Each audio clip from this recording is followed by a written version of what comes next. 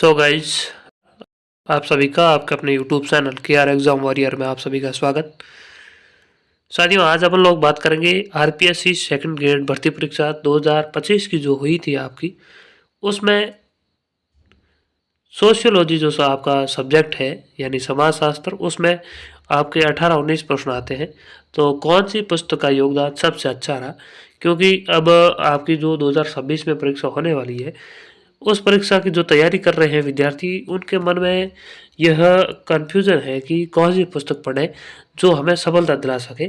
और यह प्रश्न विद्यार्थियों का लाजमी भी है, क्योंकि बार बार आप तैयारी नहीं कर सकते, और जब भी आप तैयारी करें तो आपके पास अच्छी पुस्तक होना ज़रूरी है। तो इसको लेकर अपन इस वीडियो में बात करेंगे। आज अपन 3 पुस्तकों का कंपैरिजन करने जा रहे हैं पिछली भर्ती परीक्षा के हिसाब से। कलाम पब्लिकेशन की जो समाजशास्त्र की बुक है उसका, फिर सुगम पब्लिकेशन और राजकीर्ति पब्लिकेशन से एक पुस्तक है जसकरण सारण के द्वारा लिखी गई है, यानी यूँ कहिए कि आप सक्सेस पॉइंट बाड़मेर की पुस्तक है। 19 प्रश्न आए थे कुल मिलाकर, तो कलाम एक नंबर पर रही, यानी कलाम में 19 में से 17 प्रश्न आए। कौन से नहीं आए, कौन से आए, मैं सब बताऊंगा वीडियो में आगे, आप अंत तक ज़रूर बने रहिएगा। और 19 में से 17 प्रश्न सुगम में से मिले और 19 में से 15 प्रश्न राजकीर्ति में से मिले। यहाँ सुगम में 17 या 15 आप मानिए, ज़्यादा नहीं थे, और राजकीर्ति में 19 में से 15 थे। यानी कलाम और राजकीर्ति तो मैंने खुद चेक की है, और सुगम की जो पुस्तक है मैंने किसी विद्यार्थी को बोला, उनके पास थी, तो उन्होंने चेक करके मेरे को बताया था। अब आगे मैं आपको बता देता हूँ कि कौन से प्रश्न मार गए और किस तरीके के प्रश्न मार गए। तो आइए देखते हैं पहला प्रश्न। पहला प्रश्न आप देखिए, ये प्रश्न है, किसने समाजशास्त्र को 2 प्रमुख भागों क्रमबद्ध और सामान्य समाजशास्त्र और ऐतिहासिक समाजशास्त्र विभाजित किया। यह प्रश्न तीनों ही किताब से बाहर गया, और इसका सही उत्तर कार्ल मानहीम है। और यह प्रश्न जो है आपके जो सिलेबस इस बार नया ऐड हुआ है, समाजशास्त्र की अन्य विषय से संबंध, उस भाग से आया, इसलिए यह बार चला गया। और यह तीनों ही पुस्तक में नहीं है, यानी एक तो प्रश्न ये बाहर गया है। कलाम का आप मान सकते हैं, कलाम का कुल 17 है, 19 में से एक किया गया और बाकी तीनों दोनों में ही बाहर गया है। फिर आप देखिए, रॉबर्ट बीयरस्टेड ने अपनी किस पुस्तक में समाजशास्त्र की विशेषता को सूचीबद्ध किया। यह तीनों ही पुस्तकों में से मिला है। सही उत्तर द सोशल ऑर्डर था, यह तीनों में से मिला है। फिर है, किसने कहा समाज संघर्षों से कटा हुआ सहयोग है। तो देखिए, ये जो सेम टू सेम भाषा के अगर हम बात करें, तो कलाम से ये सीधा का सीधा मिला। अंग्रेजी में लिखा हुआ ये जो शब्द है, ये सीधा का सीधा मिला। कलाम में अंग्रेजी में भी लिखा हुआ था अलग से, और बाकी में देखिए कटा हुआ शब्द नहीं मिला हुआ है। समाज सहयोग व संघर्ष ऐसा कुछ करके लिखा हुआ था दोनों पुस्तकों में, यानी सीधा का सीधा बात करें तो डायरेक्ट कलाम से ही मिला है। अगला देखिए, अगला प्रश्न था, परिस्थिति के भेद और संदर्भित करने के लिए प्रदत्त और अर्जित परिस्थिति वाला, तीनों ही पुस्तकों में से मिला था। आसान प्रश्न था। और निम्न में से कौन सा सामाजिक परिवर्तन के सक्रिय सिद्धांत के समर्थक नहीं है, यह भी तीनों में से मिला, यह भी आसान प्रश्न था। और वर्ग चेतना की अवधारणा से संबंधित है कार्ल मार्क्स, यह भी तीनों में से मिला, यह रिपीटेड प्रश्न है। प्रजाति सिद्धांत किसने दिया, रिजले ने, यह भी तीनों में से ही था, यह भी रिपीटेड प्रश्न था। और यह प्रश्न है, निम्नलिखित में से कौन सा ये कुछ सम्मिलित नहीं है। यह आधा प्रश्न तो कलाम से मिल रहा था, और बाकी दोनों में यह आधा भी नहीं मिल रहा था। यानी आधा प्रश्न की बात कर कलाम से मिल रहा था, आधा नहीं मिल रहा था, यानी 2 ऑप्शन इसमें से मिल रहे थे। अगर किसी विद्यार्थी को 2 अन्य याद हो तो वो आराम से कर सकता था। अगला देखिए, टी के ओमान के सांप्रदायिकता के किस आयाम का सुझाव नहीं दिया। तो यह प्रश्न तीनों में से मिला, क्योंकि यह प्रश्न कई बार रिपीट हो चुका है। और गिलिस ने किस कारण को गरीबी के प्रमुख रूप से उत्तरदायी और सूचीबद्ध नहीं किया। और तो ये प्रश्न है केवल जसकरण की जो बुक है, जसकरण सारण सर की, मैंने बोला था ना कि राजकीर्ति पब्लिकेशन से उनकी पुस्तक में ये प्रश्न मिला था, यानी 80% मिल गया था। और अगला देखिए, भ्रष्टाचार निवारण अधिनियम किस वर्ष लागू हुआ। तो ये देखिए कलाम में नहीं था, यह केवल जसकरण सारण की पुस्तक में था। क्योंकि कलाम की बात करें तो 1988 कोई सन ही नहीं दिया हुआ है पूरी पुस्तक में ही, और सुगम में भी नहीं मिला, यानी केवल जसकरण सारण सर की पुस्तक में मिला। विश्व एड सामान्य प्रश्न था, सभी जगह से मिल गया।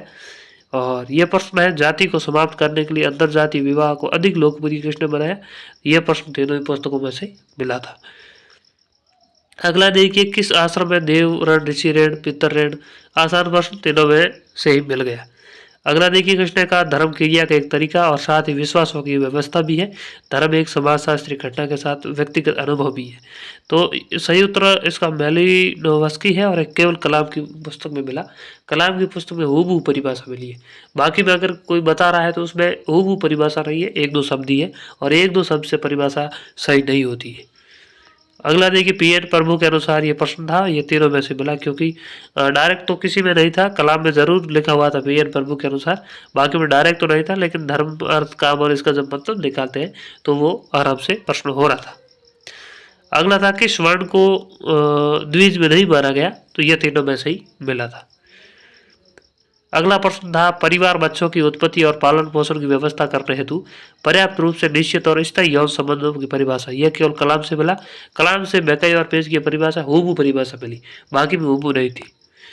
और एक प्रश्न था अंतिम, यह भी परिभाषा है, विवाह स्त्री और पुरुषों को पारिवारिक जीवन में प्रवेश कराने की संस्था है। तो बोर्गाडस की, और ये प्रश्न इससे पहले परीक्षा में आ चुका है, इसलिए सभी से मिल रहा था।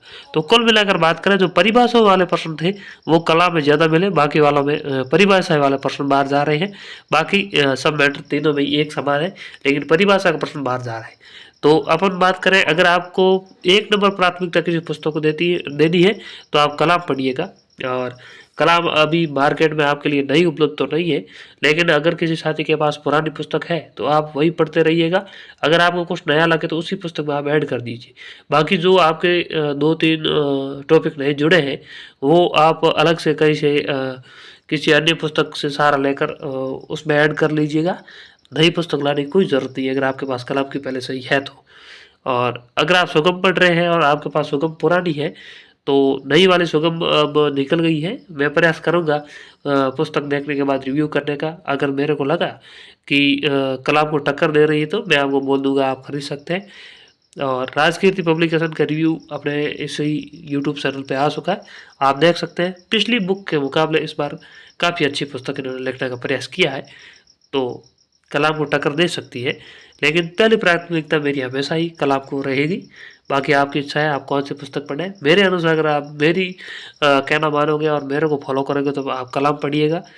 और बाकी 2 नंबर आप राजकीर्ति को दे सकते हैं। और सुगम की अभी आनी है, आने के बाद रिव्यू करने के बाद मैं आपको बता दूंगा कि कैसी पुस्तक है।